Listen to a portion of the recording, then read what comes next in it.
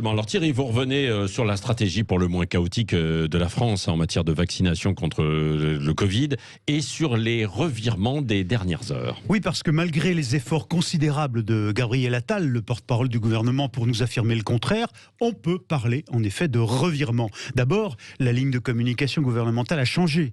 Après le coup de gueule du président Macron, le soir de ses vœux et dans les jours qui ont suivi, Olivier Véran a dû ravaler ses premières déclarations sur le thème « J'assume la lenteur », vous vous souvenez. Oui. Le ministre de la Santé s'est d'ailleurs fait plus discret pour laisser Gabriel Attal recoller les morceaux. Véran tentera de reprendre la main dans la semaine avec une nouvelle conférence de presse avec le Premier ministre pour nous promettre cette fois le million de vaccinés avant la fin du mois. Alors ensuite, revirement encore, car pour y arriver, eh bien, la stratégie, au million, la stratégie elle-même évolue.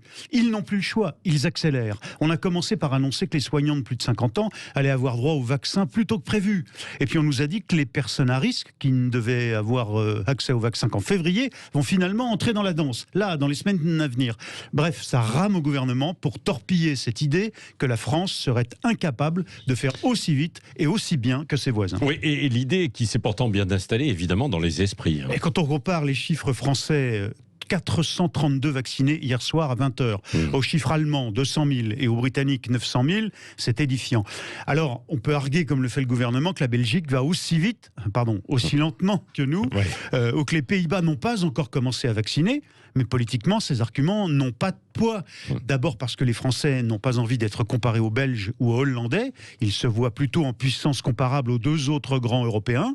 Ensuite, parce que ce déni gouvernemental donne le sentiment que, comme pour les masques et comme pour les tests, on ne nous dit pas tout sur les ratés de ce début de campagne de vaccination. D'où la colère d'Emmanuel Macron, qui a bien compris qu'un troisième ratage lui serait imputé à lui. Oui, est-ce que cette colère du chef de l'État, réelle ou mise en scène d'ailleurs, va suffire à le dédouaner? Peut-être si la France change de braquet.